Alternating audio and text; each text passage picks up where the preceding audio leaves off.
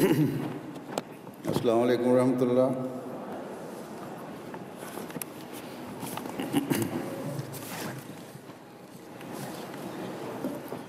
अशहदु अल्ला इलाहा इल्लल्लाह वहदहु ला शरीका लहु व अशहदु अन्ना मुहम्मदन अब्दुहु व रसूलुहु। अम्मा बादु फ़अऊज़ु बिल्लाहि मिनश शैतानिर रजीम। बिस्मिल्लाहिर रहमानिर रहीम। अल्हम्दुलिल्लाहि रब्बिल आलमीन।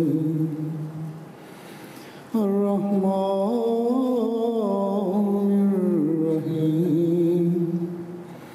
मालिकि यौमिद्दीन। इय्याका नअबुदु व इय्याका नस्तईन। इहदिनस सिरातल मुस्तक़ीम।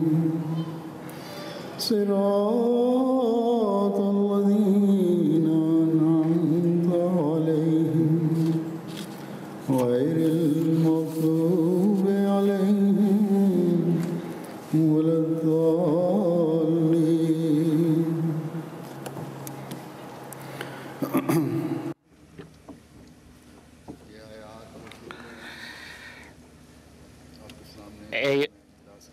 এই অধিবেশনের প্রারম্ভে যে আয়াত আপনাদের সামনে তেলাওয়াত করা হয়েছে,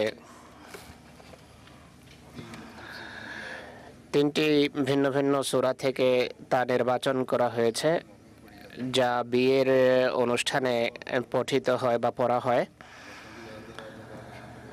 পুরুষের সংখ্যা যেহেতু নিকায় বেশি অংশগ্রহণ করে, তাই তারা এই আয়াতগুলো সম্পর্কে অবহিত। অন্তত পক্ষে তারা এটি জানেন যে এই আয়াতগুলো বিয়ের সময় পড়া হয়। এ কথা বলছি না যে তারা এর উপর আমলও করে, কিন্তু মহিলারা যেহেতু বিয়ের এলানের সময় খুব কমই উপস্থিত থাকেন, তাই তাদের সামনে সংক্ষেপে এর বিষয়বস্তু বা প্রতিপাদ্য বিষয় তুলে ধরার জন্য আয়াতগুলো আজকে বেছে নিয়েছি। এই আয়াতগুলোতে নরনারীর জন্য, পুরুষ মহিলার জন্য বিয়ের গুরুত্বপূর্ণ বন্ধনের প্রতি শ্রদ্ধাশীল হওয়ার জন্য অত্যন্ত গুরুত্বপূর্ণ বিষয়ের দিকে মনোযোগ আকর্ষণ করা হয়েছে। প্রথম গুরুত্বপূর্ণ কথা যার প্রতি মনোযোগ আকৃষ্ট করা হয়েছে তা হলো তাকওয়া বা খোদাভীতি। এই আয়াতগুলোর প্রথম আয়াত হলো সূরা নিসার আয়াত, দ্বিতীয় এবং তৃতীয় আয়াত সূরা আহজাবের, এবং চতুর্থটি হলো সূরা হাশরের আয়াত যথাক্রমে। আমি যেভাবে বলেছি যে প্রথম কথা যার প্রতি আয়াতে মনোযোগ আকৃষ্ট করা হয়েছে তা হলো তাকওয়া বা খোদাভীতি। প্রথম আয়াতে তাকওয়া শব্দ দুবার ব্যবহার হয়েছে, দ্বিতীয় আয়াতে আবার তাকওয়ার উল্লেখ করা হয়েছে, চতুর্থ এবং শেষ আয়াতে দুবার তাকওয়ার উল্লেখ রয়েছে। তো এক কথায় বিয়ের সময় যে আয়াতগুলো পঠিত হয় তাতে 5 বার তাকওয়ার কথা বলা হয়েছে। প্রত্যেকবার যখনই তাকওয়ার উল্লেখ এসেছে, আল্লাহ বলেন যে আল্লাহর তাকওয়া অবলম্বন করো, তোমাদের প্রভুর তাকওয়া অবলম্বন করো। আর একই সাথে এই শব্দের পর একটা নতুন নির্দেশ দিয়েছেন আল্লাহ তাআলা, তাকওয়া অবলম্বন করো এই জন্য যে এটি তোমাদের জন্য গুরুত্বপূর্ণ, এই জন্য যে তোমাদের এই কাজ করতে হবে, এই জন্য যে এই বন্ধনকে অটুট রাখার জন্য এটি তোমাদের জন্য আবশ্যক। গতকাল আমি তাকওয়ার কথা বলেছি আমার বক্তৃতায়। হযরত মসিহ মাউদ আলাইহিস সালাতু ওয়াস সালাম তাকওয়ার অতি উন্নত মান আমাদের মাঝে দেখতে চেয়েছেন, আর আল্লাহ তাআলা তাকে বলেছেন তাকওয়ার মূলই যদি মানব জীবনে প্রথিত হয় তাহলে মানুষ সবকিছু অর্জন করতে সক্ষম হবে। এই দুনিয়ার প্রভাব প্রতিপত্তি, এই বস্তু জগৎ এবং এই জগতের জ্ঞান, এগুলো সব তুচ্ছ, অর্থহীন। যদি এক মোমেন পুরুষ এবং নারী মনে করে যে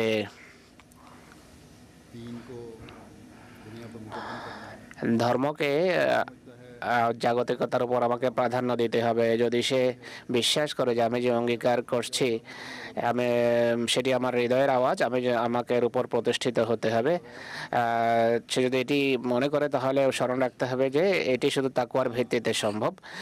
তাকওয়া না থাকলে এই অঙ্গীকার রাখা বা রক্ষা করা সম্ভব নয়। মোমেন পুরুষ এবং নারী ইমানকে অক্ষত বা অটুট নতুবা রাখতে পারবে না। যদি এই মূল প্রতিষ্ঠিত থাকে তাহলে ইহ এবং পরকাল উভয়টি অর্জন হবে।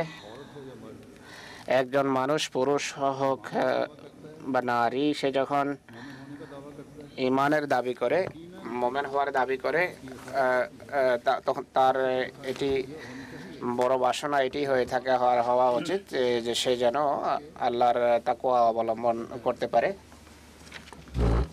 যাতে তার ইহ এবং পরকাল সুন্দর হতে পারে। অতএব যদি খোদাকে লাভ করতে চাও, তার সন্তুষ্টি লাভ করতে চাও, তাহলে তাকওয়ার পথে পরিচালিত হওয়া একান্ত আবশ্যক। আর তাকওয়া হচ্ছে প্রত্যেক ছোট ছোট নোংরামির প্রতি বীতশ্রদ্ধ হয়ে তা পরিহার করা এবং ছোট ছোট পুণ্যকে হৃদয়ের গভীর থেকে আগ্রহের সাথে অবলম্বন করা। নোংরামির পরিচয় এবং পুণ্যের পরিচয় স্বয়ং মানুষ করবে না, বরং তাকওয়া হচ্ছে বা খোদাভীতি হচ্ছে আল্লাহ তাআলার নির্দেশ অনুসারে বা নির্দেশের মধ্যে তা সন্ধান করো। মহানবী সাল্লাল্লাহু আলাইহি ওয়াসাল্লামের নির্দেশাবলী এবং সুন্নতের মাঝে তা সন্ধান করো। হযরত মসিহ মাউদ আলাইহিস সালাতু ওয়াস সালাম, যাকে এই যুগের ইমাম হিসেবে প্রেরণ করা হয়েছে যাতে ইসলামের সত্যিকার শিক্ষা মানুষের সামনে প্রাঞ্জলভাবে তুলে ধরেন, তার লেখা পড়ো, নোট করো এবং তার উপর অনুশীলন করার চেষ্টা করো যে এর মধ্যে থেকে এমন কি বিষয় আছে যা থেকে আমাদের বিরত থাকতে নির্দেশ দেওয়া হয়েছে এবং কোন কোন বিষয় এমন আছে যা করতে নির্দেশ দেওয়া হয়েছে যার মধ্যে নেকি এবং পুণ্য রয়েছে।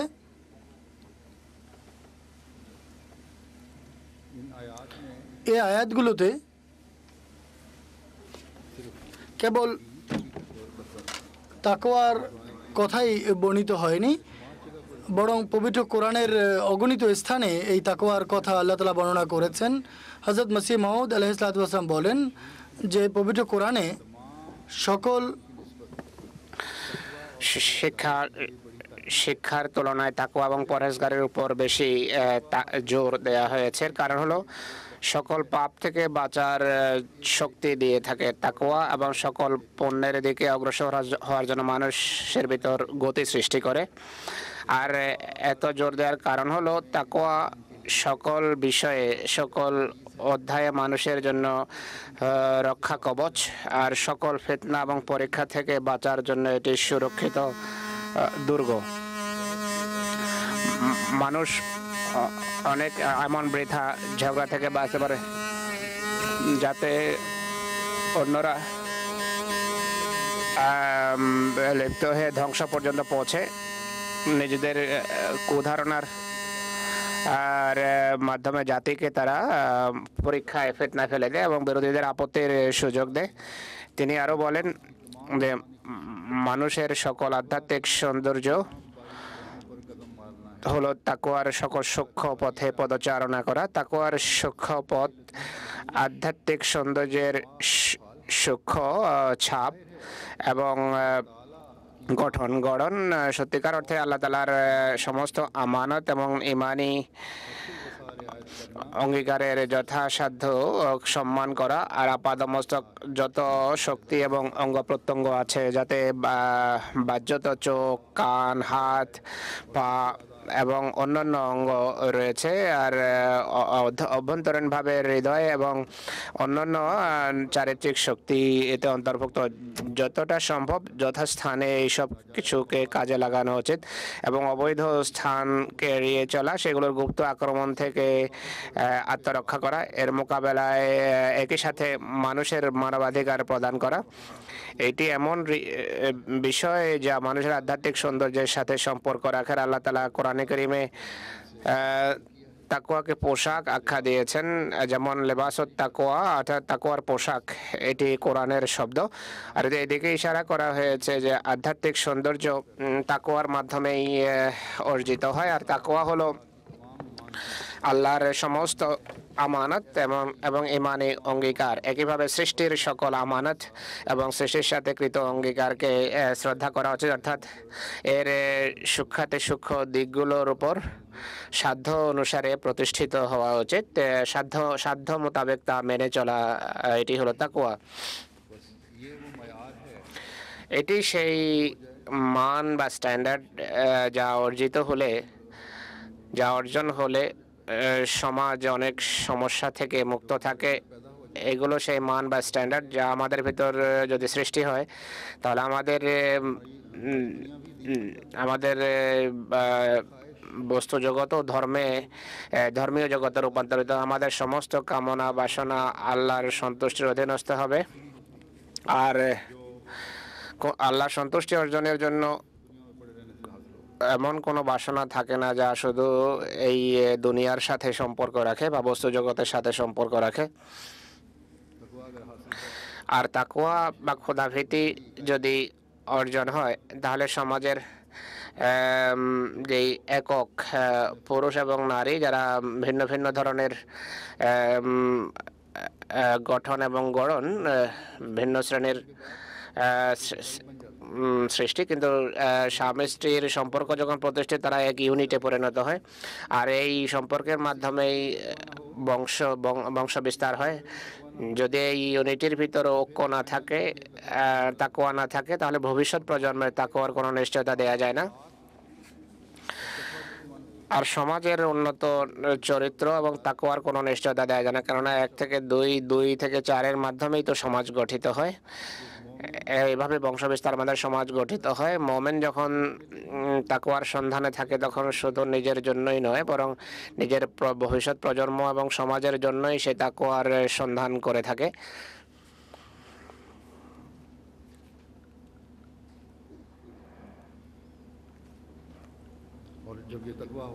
আর এই তাকওয়া যদি অর্জিত হয়, এই মৌলিক একক ভবিষ্যৎ প্রজন্মের তাকওয়ার নিশ্চয়তা দেবে।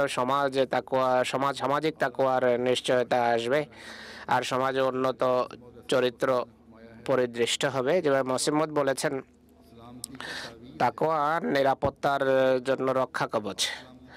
যদি আপনারা নিরাপত্তা চান, শান্তি চান, আর প্রত্যেক ব্যক্তি আসলে এটি চায়, যে ধর্মের সে অনুসারী হোক না কেন বা ধর্মে বিশ্বাস না থাকলেও সে চায় যে শান্তির অলঙ্ঘনীয় দুর্গে যেন তার অবস্থান হয়, সে যেন শান্তিতে থাকে। অন্যকে শান্তি দিক বা না দিক, নিজে শান্তিতে থাকতে চায়। এক বদমাশ, চোর বা ডাকাত অন্যদের কষ্ট দেয়, কিন্তু নিজে নিরাপদ থাকতে চায় সে সকল ক্ষয়ক্ষতি থেকে। তাই সবার যেখানে বাসনা এটি, অর্থাৎ সে নিরাপত্তা সন্ধান করে এবং চায় না তার কোনো ক্ষতি হোক। দিনরাত তার মঙ্গলজনকভাবে কাটুক, এটি সে চায়। শত্রু থেকে নিরাপদ থাকুক, সকল শত্রুতা থেকে নিরাপদ থাকুক, সমস্যার ভিতরে যেন তাকে পড়তে না হয়, এটি প্রত্যেক ব্যক্তি চায়। তো যারা এটি চায়, অর্থাৎ মুমিন যদি এটি চায়, তাহলে তার জন্য নিরাপদ রাস্তা হলো তাকওয়া অবলম্বন করা। হযরত মসিহে মাউদ আলাইহিসসালাতু ওয়াসসালাম আমাদের সামনে এই বিষয়টা স্পষ্ট করেছেন যে যদি তোমরা নিরাপত্তা চাও, যদি শান্তি চাও, তাহলে তাকওয়া বা ক্ষুধাভীতি অবলম্বন করো। এটি নিরাপত্তার তাবিজ বা রক্ষা কবচ, যা তোমাদের নিরাপত্তার নিশ্চয়তা। তাকওয়ার ফলে মানুষ খোদার নিরাপত্তার বেষ্টনীতে এসে যায়। মুসলিম ইসলাম এক জায়গায় বলেন যে যদি তোমরা খোদার হয়ে যাও তাহলে নিশ্চিত যেন খোদা তোমাদের, তোমরা ঘুমন্ত থাকবে আর আল্লাহ তাআলা তোমাদের জন্য জাগবেন। অর্থাৎ যার জন্য খোদা জাগেন আর সকল অনিষ্ট থেকে তিনি তার হেফাজত করেন, সে এমন একটি নিরাপত্তা দুর্গে আশ্রয় পায় যাকে দুনিয়ার কোনো ব্যক্তি লঙ্ঘন করতে পারে না বা নষ্ট করতে পারে না। আল্লাহ তাআলা যেখানে কোরআনে বলেন আর হযরত মুসলিম ইসলাম এটি স্পষ্ট করেছেন যে এই নিরাপত্তার জন্য শর্ত হলো তাকওয়া।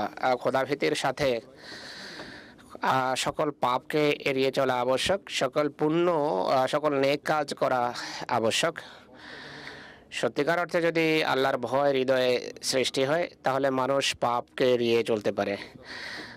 এই কারণেই হযরত মুসলিম ইসলাম বলেছেন যে তাকওয়া বা খোদা ভীতি সকল পাপ থেকে আত্মরক্ষার শক্তি জুগিয়ে থাকে। এই শক্তি যদি অর্জন হয় তাহলে মানুষের হাতে সেই অমূল্য তাবিজ এসে যায় যা নিরাপত্তার নিশ্চয়তা বিধান করে। মানুষ এমন এক সুদৃঢ় দুর্গে স্থান পায় যার চতুর্দিকে আল্লাহ তাআলা পাহারা নিযুক্ত করেছেন, আর কোনো শয়তানি অস্ত্র এর ক্ষতি করতে পারে না। শয়তানি চিন্তাধারা এবং আবেগ অনুভূতি বা ভাবনা তখন হৃদয়ে অনুপ্রবেশ করে যখন মানুষ আল্লাহ তাআলাকে ভুলে যায়, যখন আল্লাহর ভয় হৃদয়ে থাকে না। সুতরাং যদি আল্লাহর ভয় থাকে তাহলে এমন কোনো কাজ মানুষ করতে পারে না যা খোদার অসন্তুষ্টির কারণ হতে পারে এবং এই দুনিয়ার সমস্ত নিরাপত্তাকে সেটি পদদলিত করে, সমাজের নিরাপত্তাকে সেটি নষ্ট করে বা পারিবারিক জীবনের নিরাপত্তাকে সেটি পদদলিত করতে পারে। এমন কোনো কাজ সে করতে পারে না। হযরত মসিহ মাউদ আলাইহিস সালাতু ওয়াস সালাম বলেন যে তোমরা সেই দুর্গে প্রবেশ করে অনেক পরীক্ষা থেকে মুক্ত হয়ে যাও, নিরাপদ হয়ে যাও, বৃথা এবং ভয়াবহ ঝগড়া বিবাদ থেকে তোমরা বেঁচে যাও। তাই আজকের সমাজে একথার প্রয়োজন রয়েছে, আমরা যেন বৃথা কার্যকলাপকে এড়িয়ে চলি এবং আমাদের উচিত নিজেদের জীবনে শান্তি আনয়ন করা। আল্লাহ তাআলা বিভিন্নভাবে মানুষকে বিভিন্ন প্রকারের ফিতনা এবং ভয়াবহ ঝগড়া বিবাদ থেকে বাঁচার এবং বাঁচানোর রীতি আমাদের শিখিয়েছেন, কিন্তু দুর্ভাগ্যের বিষয় হলো এই দিকে মনোযোগ না দিয়ে মানুষ নিজেদের জীবনকে হুমকির মুখে ঠেলে দিচ্ছে, নিজেদের ধ্বংস করছে। সেই সৌন্দর্য থেকে নিজেকে সে বঞ্চিত করে যে আল্লাহ তাআলা এক মুমিন পুরুষ এবং নারীর জন্য সৃষ্টি করেছেন, যা এক পুরুষ মুমিন এবং মুমিন নরনারীর স্বতন্ত্র বৈশিষ্ট্য হওয়া উচিত, যা যার সৌন্দর্যকে অনেক অনেক গুণ বাড়িয়ে দেয়। কাপড় এবং বাহ্যিক পোশাক এবং বাহ্যিক সৌন্দর্য কিছুই নয়, আসল সৌন্দর্য সেটি যা আল্লাহ তাআলা দান করেন। মহিলা নিজের সৌন্দর্য এবং পোশাকের ব্যাপারে খুব যত্নবান হয়ে থাকে, কিন্তু অনেকে এমন আছে যারা নিজেদের প্রকৃত সৌন্দর্য সম্পর্কে উদাসীন। মেকআপ করলে, কাপড় পরলে বা অলংকার পরলে সৌন্দর্য আসে না। আসল সৌন্দর্য হলো তা যা আল্লাহ তাআলা উল্লেখ করেছেন, সেই সৌন্দর্য সম্পর্কে এরা উদাসীন থাকে, যার মাধ্যমে তাদের সৌন্দর্য বহুগুণ বৃদ্ধি পেতে পারে, যা লাগামের স্বাধীনতার মাধ্যমে অর্জিত হয় না। এই সমাজের বৃথা কার্যকলাপে নিমগ্ন হয়ে তা লাভ হওয়া সম্ভব না। পর্দা ছুঁড়ে ফেলে দিয়ে তা অর্জিত হতে পারে না। মাথা খোলা রাখলে তা অর্জন হয় না। স্বামীর সামনে জাগতিক চাওয়া পাওয়ার লম্বা বহর পেশ করে তা লাভ হয় না। বা পুরুষদের তা সে সৌন্দর্য পুরুষের জন্য সৌন্দর্য, পুরুষের ফ্যাশন ধারী মহিলাকে বিয়ে করলেই সে সৌন্দর্য আসে না, পুরুষকে হুজুর বলছেন। এই সব কিছু আসে খোদার তাকওয়া থাকলে, আল্লাহ তাকওয়া অবলম্বন করলে। পাশ্চাত্যের ভাবধারায় প্রভাবিত হয়ে আমাদের কোনো কোনো মহিলা এই ধরনের রীতি অবলম্বন করে। তারা মনে করে হয়তো এতেই তাদের সৌন্দর্য নিহিত। সবসময় স্মরণ রাখবেন যে এই সৌন্দর্য তাকওয়ার পোশাক পরিধান করলেই অর্জিত হয়। আর তাকওয়ার পোশাক তারাই পরে যারা নিজেদের অঙ্গীকার এবং আমানতকে সকল শর্ত সাপেক্ষে রাখার পুরা করার চেষ্টা করে, পুরুষ হোক বা নারী। হযরত মসিহ ইসলাম বলেন, নিজের দেহের সকল অঙ্গ প্রত্যঙ্গ, আমি নিজের দেহের সকল অঙ্গ প্রত্যঙ্গকে, কিছু অঙ্গ আছে বাহ্যিক, এগুলোর অধিকার প্রদানের চেষ্টা করো। প্রত্যেক পুরুষ এবং নারীর দায়িত্ব এবং কাজ হলো কান, চোখ,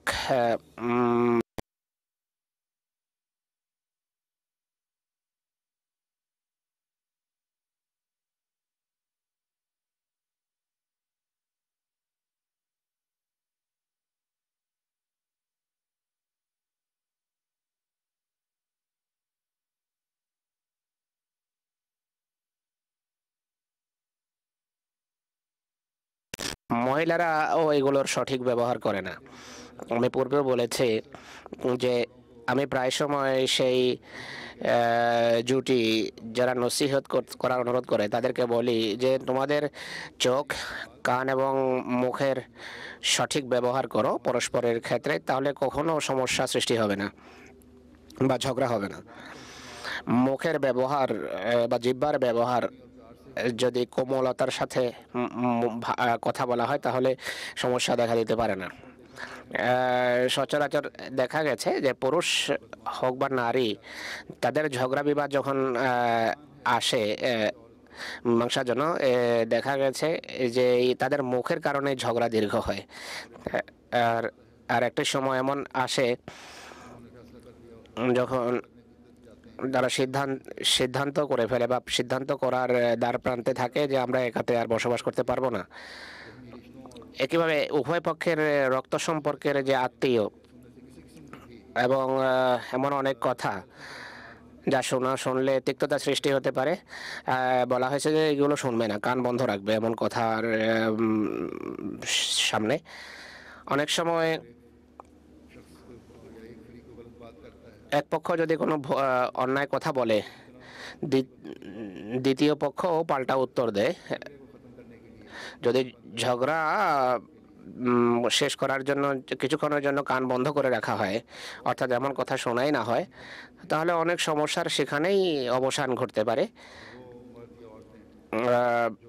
শুধু সেই পুরুষ এবং নারী ছাড়া যারা অভ্যাসজনিতভাবে ঝগড়া করে, তারা ছাড়া এমন ঝগড়ার নিরসন হতে পারে যদি কান বন্ধ করে রাখা হয়। তাই কান বন্ধ করে নিরাপত্তার বেষ্টনীতে তোমরা আশ্রয় নাও। আমি দুইটি ঘটনা বলছি, সত্য ঘটনা। স্বামী স্ত্রী ঝগড়া করছিল, এক ছোট মেয়ে তা দেখছিল এবং আশ্চর্য হয়ে দেখছিল। কিছু সময় পর তাদের দুজনেরই মনে পড়ল যে আমরা ভুল কাজ করছি। নিজেদের লজ্জা ঢাকার জন্য মেয়েকে জিজ্ঞেস করে, তোমাদের বাবা মা কি এরকম ঝগড়া করে না,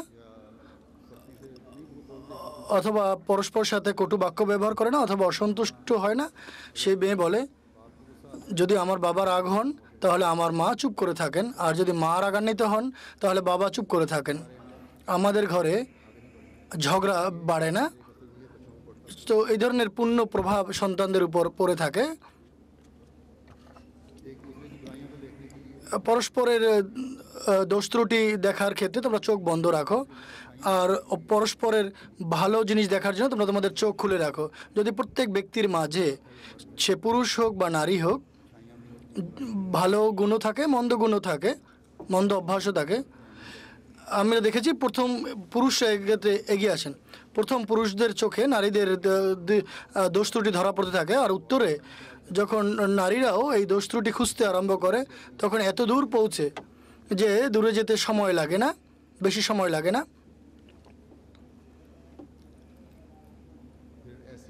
তারপর এমন অবৈধ বস্তুর প্রতি চোখ তুলে তাকানো উচিত নয়, যার ফলে তোমাদের তাকওয়ার উপর আঁচড় আসতে পারে। অতএব এই জিনিসগুলো পরিবারের যে সমস্যাদি রয়েছে, যার মাধ্যমে একটি,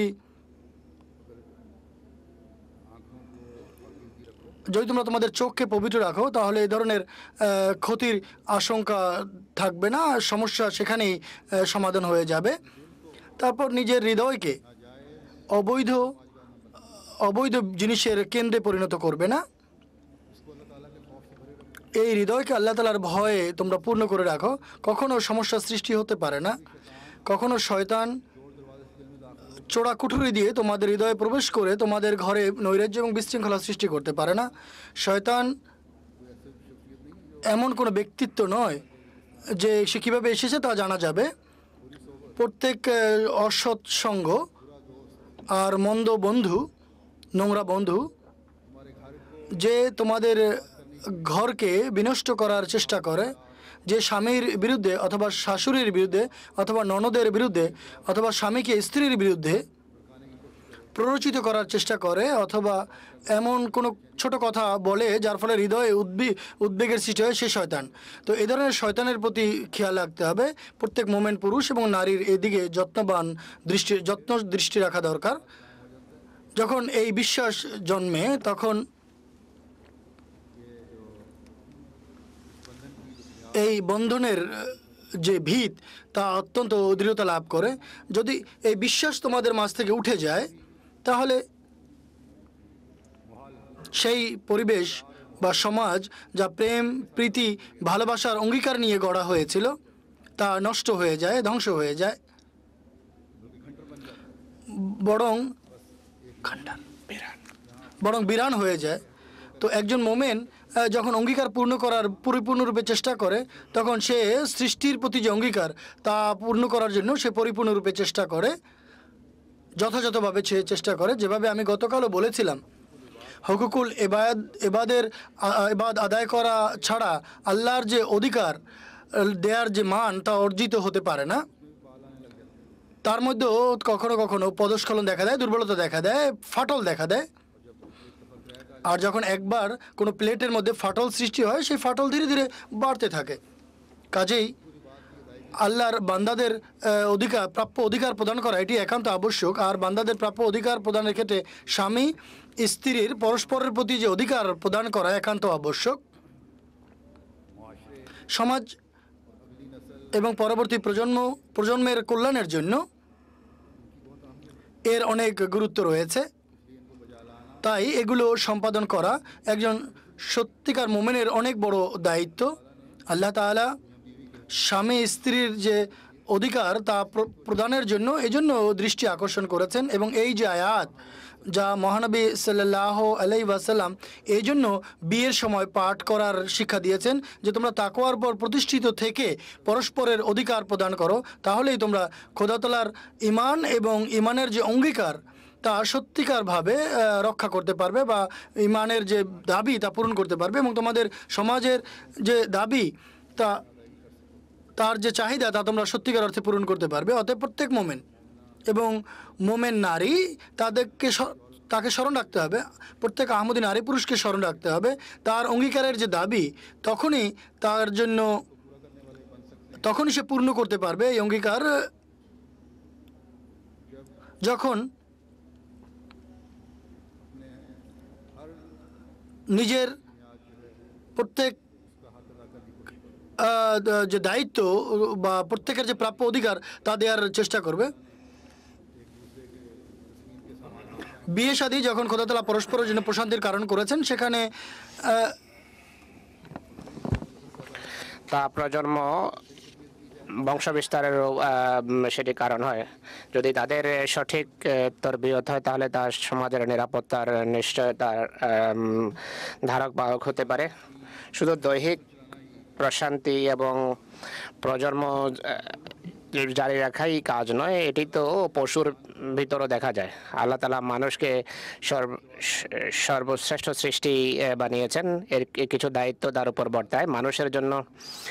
এর সাথে আন্তরিক বা মানসিক প্রশান্তির উপকরণও আল্লাহ তাআলা এতে রেখেছেন। এই জন্য রাসূলুল্লাহ বলেছেন যে কুফুফ বা সমকক্ষতাও দেখবে, এর ভিতর অনেক কিছু অন্তর্ভুক্ত, পরিবার, শিক্ষা সবই এর অন্তর্ভুক্ত, কিন্তু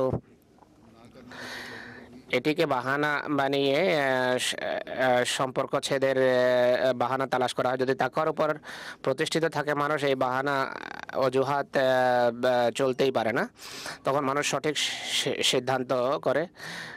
আর জ্ঞানগত প্রশান্তিও লাভ হয়, আধ্যাত্মিক প্রশান্তিও লাভ হয় এই সম্পর্কের ফলে, বৈবাহিক সম্পর্কের ফলে। পুরুষ এবং নারীর ভিতরে যদি মিল থাকে এক্ষেত্রে, তাহলে ভবিষ্যৎ প্রজন্মের মানসিক, আধ্যাত্মিক এবং জ্ঞানগত যে তৃষ্ণা, পিপাসা তারও নিবারণ হয় এর ফলে। অতএব পুরুষ এবং নারী যারা এক বংশের ভিত্তি রেখে থাকে, তারা আসলে এইভাবে একটি সমাজের ভিত্তি রচনা করে। আর এক জাতিকে ভালো বা পাপাচারী জাতিতে পরিণত করার সফর পুরুষ এবং নারীর মাধ্যমে আরম্ভ হয়। এই কারণে আল্লাহ তাআলা বিয়ের এলানে 5 বার নেকার শব্দ তাকওয়া শব্দ ব্যবহার করে এদিকে আমাদের দৃষ্টি আকর্ষণ করে যে তোমাদের প্রতিটি কথা, প্রতিটি কর্ম শুধু নিজের স্বার্থে যেন না হয়, বরং তাকওয়ার উপর দৃষ্টি রেখে করো, আল্লাহর অধিকারও প্রদান করো এবং পরস্পরের অধিকার প্রদানও নিশ্চিত করো। আর এটি যদি হয়, তাহলে এমন প্রজন্মের ফলে সামনে আসে যারা পিতামাতার জন্য আল্লাহর কাছে দোয়া করে থাকে, যেভাবে কোরআনে এর উল্লেখ রয়েছে যে সেই পাক তরবিয়ত এবং সুশিক্ষার কারণে যা পিতামাতা করে থাকে বাচ্চাদের, তারা আল্লাহর কাছে পিতামাতার জন্যই দোয়া করে যে রাব্বির হামহুমা কামা রাব্বায়ানি সাগীরা, হে আমার আল্লাহ তুমি তাদের প্রতি করুণা করো, কারণ দয়া করো, কারণ তারা শৈশবে আমাকে সুশিক্ষা দিয়েছেন, শুধু পালেনি বরং আমার সুশিক্ষার প্রতি মনোযোগ দিয়েছেন, আমার আধ্যাত্মিক কল্যাণের প্রতি তারা সচেতন ছিলেন, আমার নৈতিক এবং চারিত্রিক শিক্ষার ব্যাপারে তারা যত্নবান ছিলেন, আমার জাগতিক শিক্ষার ব্যাপারে তারা যত্নবান ছিলেন, যেন সমাজের একটা কল্যাণকর সত্তা আমি পরিণত হতে পারে। কিন্তু যে সমস্ত ঘরে ঝগড়া হয়, যে সমস্ত ঘরে শুধু নিজের অহমিকাকেই চরিতার্থ করা হয় পুরুষের পক্ষ থেকেও মহিলার পক্ষ থেকেও, সেখানে এমন সন্তানের জন্ম হয় না। ইল্লা মাশাআল্লাহ ব্যতিক্রমও আছে, যে সে পরিবারের বাচ্চারা প্রতিক্রিয়া দেখায় পিতামাতার আচরণের বিরুদ্ধে। মা সীমা লঙ্ঘন করুক বা পিতা, তাদের ঘর ছেড়ে তারা চলে যায়। এমন ঘটনা অবশ্য, এমন দৃষ্টান্ত খুব বেশি নয়। তাই নিজেদের প্রজন্মের সুরক্ষা নিশ্চিত করা আবশ্যক।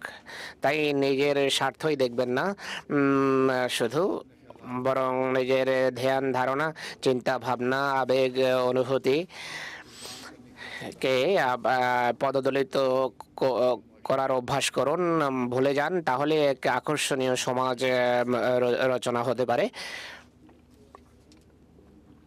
সমাজ গড়ে উঠতে পারে। এই দোয়ার কথা এমন এক মোমেন বাচ্চার হৃদয়ে আসতে পারে, এমন ব্যক্তির হৃদয়ে এই দোয়া আসতে পারে যে বুঝে যে তাকওয়া কি।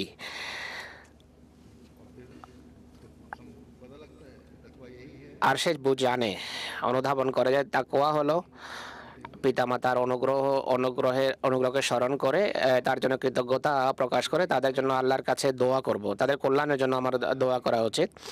আল্লাহ তাআলা নরনারীকে, আল্লাহ তাআলা পৃথিবীতে অনেক নরনারীর বিস্তার করেছেন, কাফেরদের মাধ্যমেও সেই বিস্তার হয়েছে। আল্লাহ তাআলা বলেন যে হে মানব মণ্ডলী, ইয়া আইয়ুহান নাস, তোমাদেরকে নরনারীর আকারে যে বিস্তৃত করা হয়েছে, তোমরা তাকওয়া অবলম্বন করো, এটাই বলেছেন সূরা নিসাতে। অর্থাৎ সেই বিশেষ মানুষ যাদের ধর্মের প্রতি আকর্ষণ আছে, যদি খোদার সন্তুষ্টি তোমাদের লক্ষ্য হয়, যদি ধর্ম তোমাদের উদ্দেশ্য হয়, তাহলে সেই তাকওয়া এবং খোদাভীতির সন্ধানে থাকো। যা মানুষকে খোদা পর্যন্ত পৌঁছায়। সেই ভীতির সন্ধানে থাকো যা খোদার জন্য পাপ থেকে তোমাদের বিরত রাখে এবং পুণ্য বা নেক কাজের তৌফিক দেয়, নেক কাজের সুযোগ করে দেয়।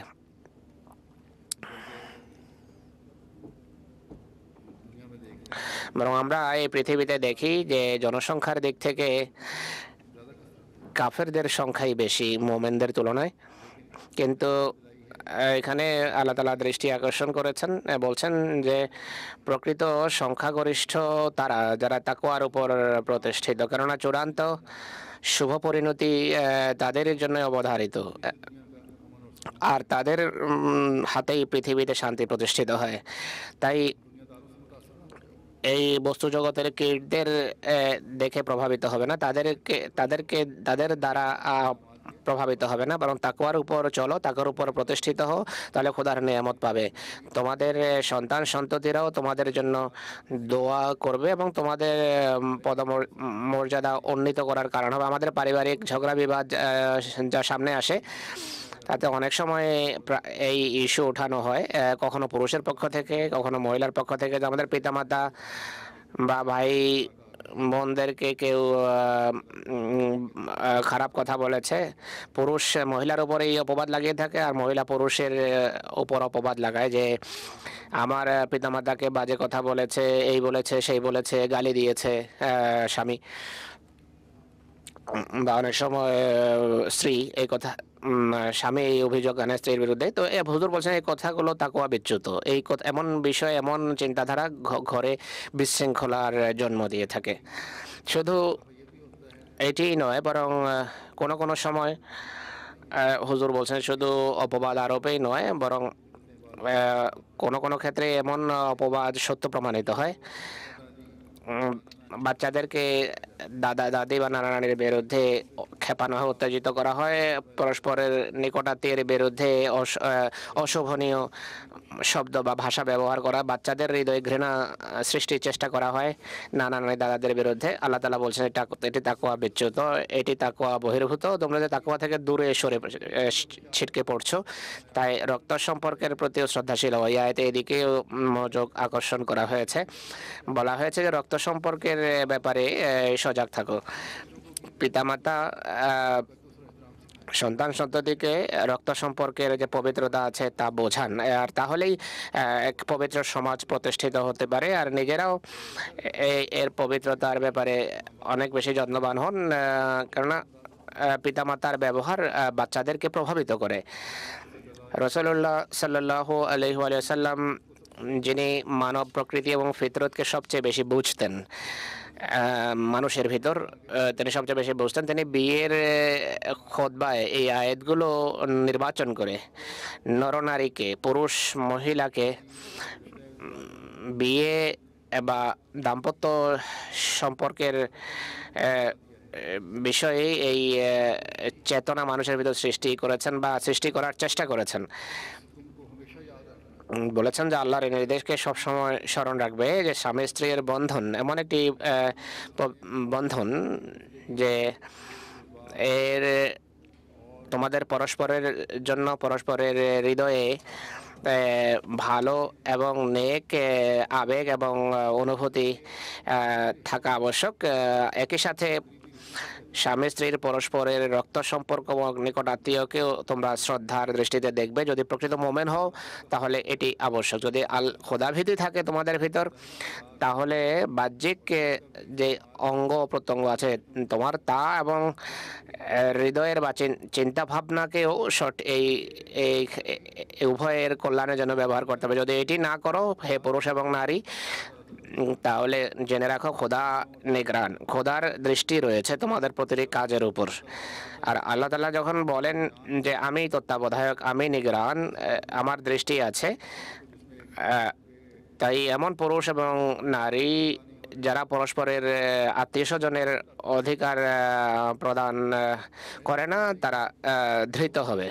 তার প্রথম দিন থেকেই এই চিন্তা ভাবনার সাথে এক পুরুষ মহিলাকে বিয়ের বন্ধনে আবদ্ধ হওয়া উচিত। অর্থাৎ আমার শুধু আমার আত্মীয় শুধু একজনই নয়, অর্থাৎ শুধু স্বামী স্ত্রী পরস্পরের আত্মীয় নয়, বা বরং তাদের যত নিকট আত্মীয় আছে সবার ক্ষেত্রে সে আত্মীয়তার যে বন্ধন তাকে শ্রদ্ধা করতে হবে। এই চিন্তার সাথে মহিলাকে অন্যের ঘরে যাওয়া উচিত বা পুরুষের মহিলাকে নিজের ঘরে আনা উচিত। যে আমাদের যে ব্যাপক সম্পর্কের যে গণ্ডি, অর্থাৎ যে রক্ত সম্পর্ক রয়েছে আমাদের উভয়ের, তার প্রতি আমাদের শ্রদ্ধাশীল হতে হবে। এই চেতনা যদি আমাদের ভিতর সৃষ্টি হয় তাহলে আমাদের সমাজের ছোট ছোট বিষয়ে ঝগড়া বিবাদ আরম্ভ হয়, মারপিট বা পুলিশ কেস, খোলা বা তালাক পর্যন্ত যে বিষয়ে উপনীত হয়, এগুলোর সংখ্যা অনেক কমে যাবে।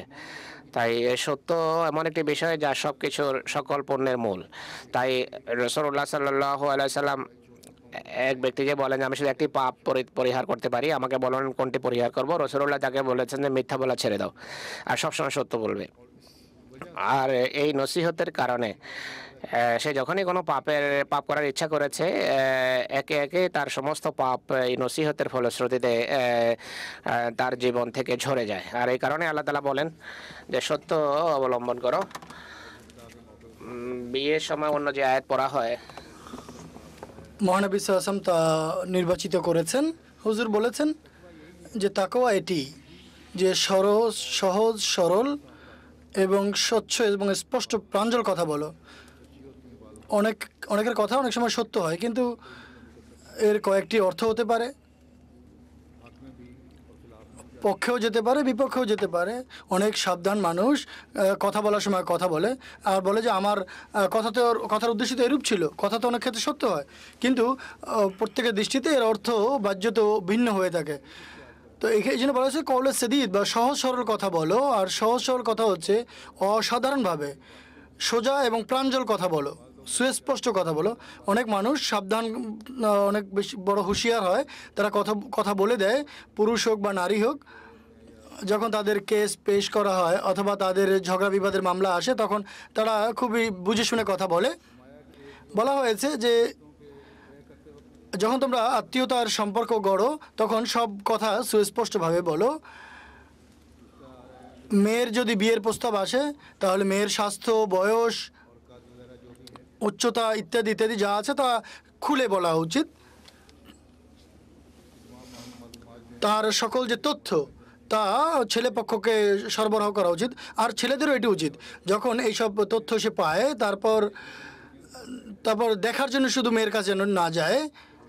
যখন তারা তথ্য পেয়েছে তখন দোয়ার মাধ্যমে এই নিয়ত বা এই উদ্দেশ্যে যাওয়া উচিত যে আমরা আত্মীয়তা গড়ব। আর যদি এই উদ্দেশ্য নিয়ে যায় তাহলে পবিত্র সমাজ গড়বে। তাকওয়া নিয়ে যদি যায়, তাকওয়া বহির্ভূতভাবে যদি যায়, তাহলে মেয়েদের পরিবারেও অশান্তির সৃষ্টি হবে, উদ্বেগ উৎকণ্ঠা সৃষ্টি হবে আর সংসার নষ্ট হবে। অন্যভাবে ছেলেদের নিজেদের শিক্ষা, স্বাস্থ্য আর যদি কোনো মন্দ স্বভাব তার থেকে থাকে তাহলে তা মেয়ে পক্ষকে জানানো উচিত। এটিই কওলে সাদীদ, যে সম্পর্ক গড়ার ক্ষেত্রে সোজা স্পষ্ট করে খোলাখুলিভাবে সকল কথা বলা উচিত। যদি প্রথমেই খোলাখুলিভাবে সকল কথা বলে দেওয়া হয় তাহলে প্রশ্নই ওঠে না পরে ঝগড়া হওয়ার।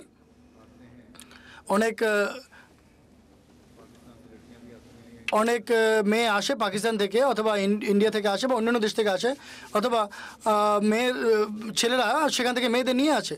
আর খোলাখুলি বা প্রকাশ্য বা স্পষ্ট কথা বলা হয় না। এখানে এসে কয়েকদিনের পরেই খোলা এবং তালাকের মতো ঘটনা ঘটে, যা আল্লাহ তাআলার দৃষ্টিতে খুবই অপছন্দনীয় একটি কাজ। যদিও এটি হারাম নয়, তা সত্ত্বেও আল্লাহ তাআলা একে বৈধ ঘোষণা করেছেন, তারপরও এটি অপছন্দনীয়। আল্লাহ তাআলা বলেছেন এর থেকে বেঁচে থাকা উচিত, চেষ্টা করা উচিত বাঁচার।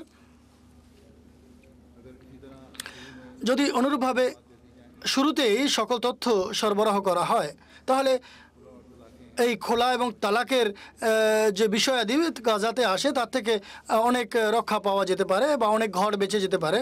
অনেক ছেলে এবং মেয়ে অন্য কোথাও সম্পর্ক গড়তে চায়, কিন্তু পিতামাতার জোরের কারণে তারা মেনে নেয়, যেখানে পিতামাতা সম্পর্ক করার জন্য জোর দেয়, তো সম্পর্ক সেখানে গড়ে। পিতামাতারও দায়িত্ব এটি, তারা যেন সোজা এবং স্পষ্ট এবং সত্য কথা বলে। যেখানে সম্পর্ক গড়ছে সেই মেয়ে পক্ষকে বলা উচিত আমার ছেলে অথবা আমার মেয়ে তাকে আমরা বাধ্য করেছি এই সম্পর্ক করার জন্য, তাই আপনারা চিন্তা ভাবনা করে আমাদের সাথে আত্মীয়তা করুন। তা বিয়ের পর যখন একে অপরের উপর বিশ্বাসের সম্পর্ক গড়ে ওঠে তখন এর ভিত্তিও কওলে সাদিদ বা সত্যর উপর হওয়া উচিত। সত্য, সুস্পষ্ট এবং প্রাঞ্জল কথা বলা উচিত।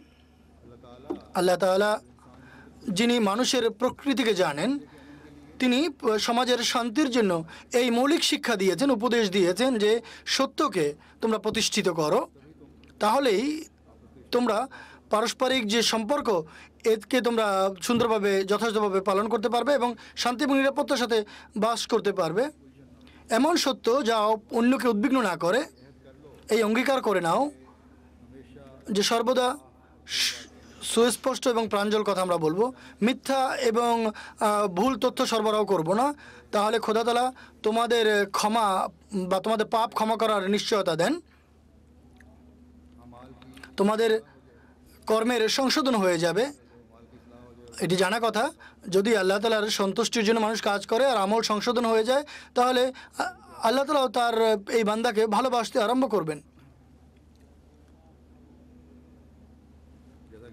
যেভাবে আমি হাদিসের দৃষ্টান্ত দিয়ে বলেছি যে মহানবী সাল্লাল্লাহু আলাইহি ওয়াসাল্লাম বলেছেন, মিথ্যা পরিহার করো, তাহলে তোমাদের মধ্যে থেকে মন্দ অভ্যাসগুলো আস্তে আস্তে দুর্বৃত হয়ে যাবে। তো এই রীতি সবাইকে অবলম্বন করা উচিত।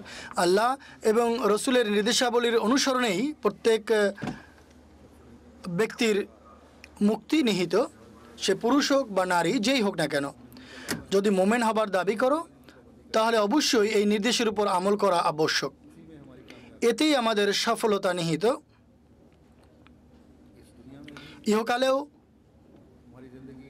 তোমাদের জীবন আল্লাহ তাআলার ফজল লাভ করবে, আল্লাহ তাআলার কৃপা অর্জন করবে, আর তোমাদের পরকালেও তোমাদেরকে খোদা তাআলার পুরস্কারের উত্তরাধিকারী বানাবে।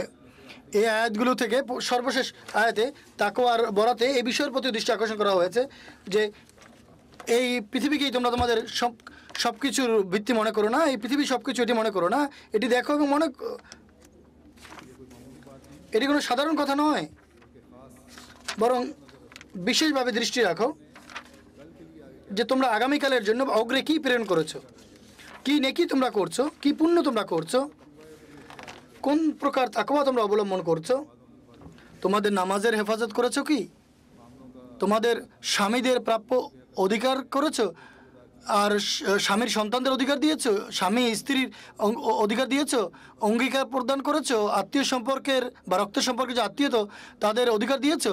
এই সকল হিসাব আল্লাহ তাআলা নেবেন। এই জন্য তোমরা বিশ্লেষণ করতে থাকো যে তোমরা অগ্রে কী প্রেরণ করেছো। এরপর এমন পুরস্কার যা অশেষ, অফুরন্ত, বরং পরকালের পুরস্কার। এগুলো স্মরণ রেখো, যা কিছু তোমাদের কর্ম, এই ইহকালের তোমাদের যে কর্ম, এটি আল্লাহ তাআলার দৃষ্টিতে কোনোভাবেই লুক্কায়িত বা গোপন নয়। আল্লাহ তাআলা বলেন তিনি তোমাদের সকল কাজ সম্পর্কে তিনি সবিশেষ অবহিত। অতএব এই আয়াত আমাদেরকে পুনরায় স্মরণ করাচ্ছে যে প্রত্যেক মন্দের ভিত্তি বা শিকড় হচ্ছে তাকওয়ার উপর পরিচালিত না হওয়া আর তাকওয়ার প্রতি মনোযোগ না দেয়া। কাজেই যদি তোমরা সত্যিকার নৈতিক এবং আধ্যাত্মিক উন্নতি চাও তাহলে স্মরণ রেখো খোদা তাআলার উপর ঈমান এবং বিশ্বাস এবং তার আদেশ নিষেধের উপর আন্তরিকতা এবং বিশ্বস্ততার সাথে আমল করা ছাড়া কখনোই অর্জন করা সম্ভব নয়। অতএব বিয়ে শাদীর যে বিষয়াদি রয়েছে তাকে সুন্দরভাবে সম্পাদন করা, এটি বাহ্যত পার্থিব কাজ মনে হয়, কিন্তু একজন মোমেনের পার্থিব কাজ আবার কি। একজন আহমদী নারী এবং মোমেন পুরুষ তার জীবনকে এভাবে যাপন করা উচিত যাতে সে তার কৃত অঙ্গীকার পূর্ণ করতে পারে, তাহলেই সে এই পুরস্কারের উত্তরাধিকারী হতে পারবে। আর তখনই সে এই অঙ্গীকার পূর্ণকারী হবে যা যুগের ইমামের সাথে অর্থাৎ হযরত মসিহ মাউদ আলাইহিসসালামের সাথে মুসলিম ইসলামের জামাতে অন্তর্ভুক্ত হয়ে একজন আহমদী বয়াতের শর্তে করেছেন। আমাদের মেয়েদের, আমাদের নারীদের মাথায় এটি রাখতে হবে যে আমার প্রথম দায়িত্ব হচ্ছে তাকওয়ার পথে পরিচালিত হওয়া এবং খোদা তাআলার সন্তুষ্টি লাভ করা। আর বিয়ে শাদী খোদা তাআলার সন্তুষ্টি লাভের জন্যই এবং নেক বা পরবর্তী বংশধর সৃষ্টি করার জন্য। এজন্য মহানবী সাল্লাল্লাহু আলাইহি ওয়াসাল্লাম বলেছিলেন, যেখানে পুরুষদের বিয়ের ক্ষেত্রে পুরুষদের গুণাগুণ বর্ণনা করো, মেয়েদের যে গুণাগুণ তার মধ্যে তোমাকে তাকওয়া প্রাধান্য দেওয়া উচিত, যা একজন মুমিন নারীর ভিতর থাকা উচিত। সেখানে তিনি বলেছেন যে অগ্রাধিকার তোমরা দিবে সেটা হচ্ছে মেয়ের যেন নাকি। হযরত আব্দুল্লাহ বিন ওমর বলেন, মহানবী সাল্লাল্লাহু আলাইহি ওয়াসাল্লাম বলেছেন, একটি হাদিসে একথাও বর্ণিত হয়েছে, পৃথিবীতে অনেক জিনিস পছন্দনীয় আছে, কিন্তু নেক পুণ্যবতী স্ত্রীর চেয়ে মূল্যবান আর কিছু নেই। এই পৃথিবীর যে উপকরণ, জীবন পরিচালিত করার জন্য যে উপকরণ রয়েছে, এই পৃথিবীতে জীবনযাপন করার জন্য যে উপকরণ রয়েছে, তার মধ্য থেকে সবচেয়ে উত্তম হচ্ছে পুণ্যবতী নারী।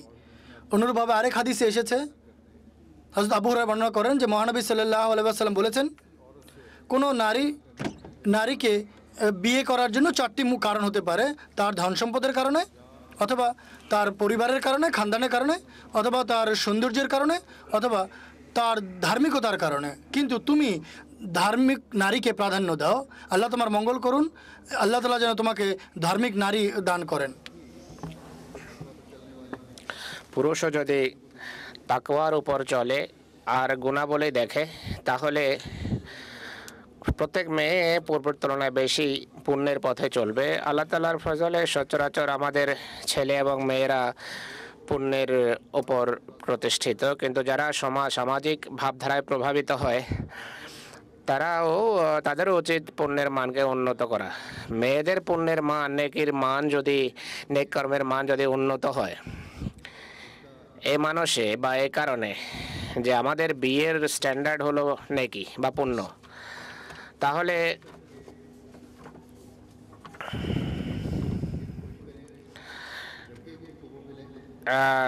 তারাও চেষ্টা করবে সেই ছেলের যারা পুণ্যের উন্নত মানে থাকবে, কেননা তখনই উভয়ের ভিতর স্ট্যান্ডার্ডের মিল থাকবে। যদি পুণ্যের মিল থাকে, এটি তো হতে পারে না যে এক ব্যক্তি চোর ডাকাত হবে আর বলবে যে আমার নেক এবং মুত্তাকি মেয়ে দরকার। শুধু এটি মনে করা উচিত নয় যে রাসূলুল্লাহ সাল্লাল্লাহু আলাইহি ওয়াসাল্লাম পুরুষকে নেক বলেছেন যে তোমরা সব পুরুষ নেক, আর তোমরা পুণ্যের উন্নত মানে আছো, তাই নেক মেয়ে তালাশ করো। সেই ব্যক্তিকে রাসূলুল্লাহ সাল্লাল্লাহু আলাইহি ওয়াসাল্লাম আসলে এখানে একটা নীতিগত কথা বলেছেন যে পুরুষদের বলেছেন তোমরাও নেক হও।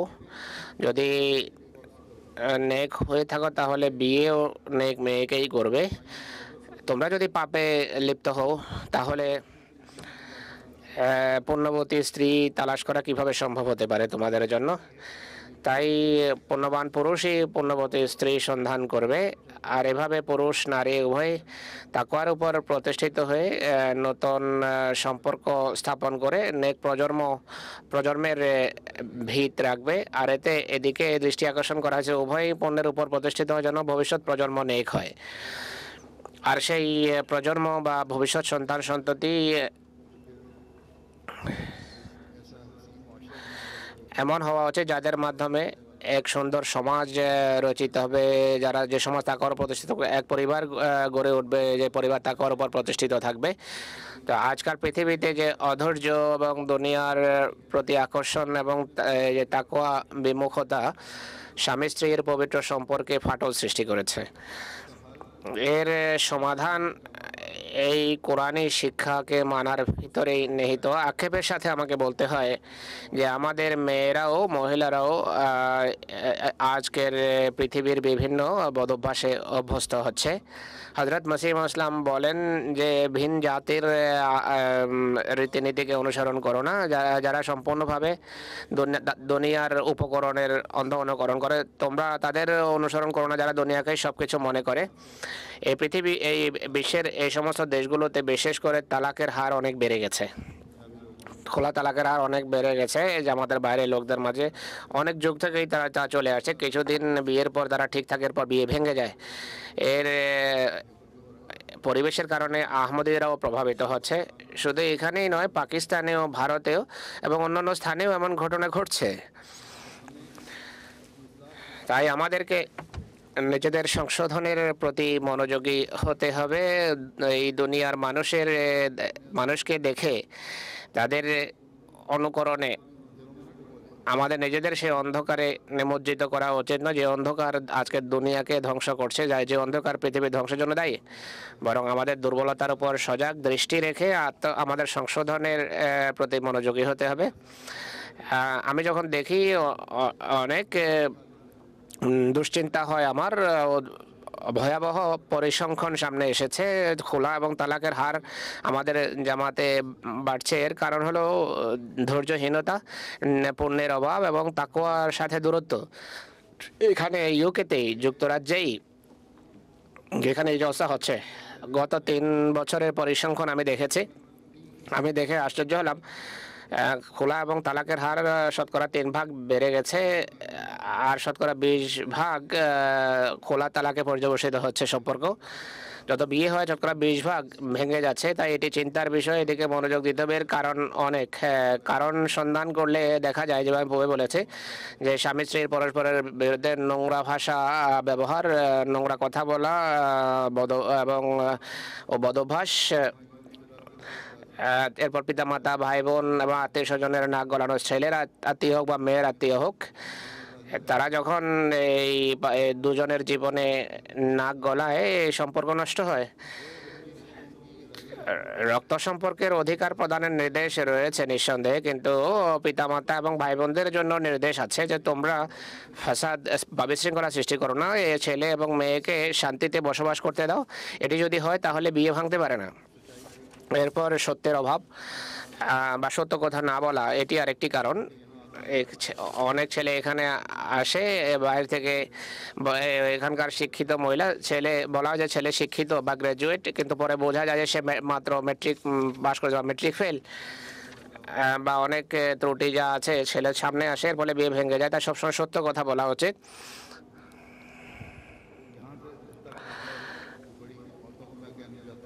আমি এখন মহিলাদেরকে বলতে চাই যে বিয়ে ভাঙার অভিযোগ আসে, একটি অভিযোগ হলো শাশুড়ি এবং শ্বশুর পুত্রবধূদেরকে মারে। শুধু স্বামী মারে না, শ্বশুর শাশুড়িও পিটায়। এটি কোনোভাবে বৈধ নয়, কোনোভাবে জায়েজ নয়। আর এখানে এসে অনেক ছেলে বাজে কাজ আরম্ভ করে, আর এরা চায় স্ত্রী, মেয়ে যদি পাকিস্তান থেকে আসে তাকে পাকিস্তান ছেড়ে আসতে চায়, এখানে সাথে রাখতে চায় না, পরস্পরের অধিকার দেয় না। জামাত যখন মীমাংসার চেষ্টা করে, জামাতের সাথে সহযোগিতা করে না। তো অনেক কারণ আছে এর তো কিন্তু মৌলিক কারণ হলো তাকওয়ার অভাব। আর ফলে বিয়ে ভাঙছে এবং এই সংখ্যা ক্রমশ বৃদ্ধি পাচ্ছে, আশঙ্কাজনক হারে বৃদ্ধি পাচ্ছে। আল্লাহ পুরুষ মহিলা উভয়কেই কাণ্ডজ্ঞান দান করুন। তাকওয়ার পর প্রতিষ্ঠিত থেকে তারা এই সম্পর্কের শ্রদ্ধা করা শিখুন। তাই এদিকে মনোযোগ দেওয়া উচিত। আল্লাহ তাআলা জামাত ভুক্ত করে আমাদের উপর যে অনুগ্রহ করেছেন, আমরা যেন তাকে সত্যিকার অর্থে মূল্যায়ন করতে পারি, আর আল্লাহ সন্তুষ্টির উপর যেন আমাদের দৃষ্টি থাকে। আমাদের দেখতে হবে যে ভবিষ্যতের জন্য আমরা কি রেখে যাচ্ছি। এটি দেখা শুধু উচিত নয় যে দুনিয়াতে কি পেলাম কি হারালাম। আল্লাহ তাআলা সকল পুরুষ মহিলাকে তৌফিক দান করুন। এখন দোয়া করুন, দোয়ায় হুজুরের সাথে দোয়ায় যোগ দিন আপনারা।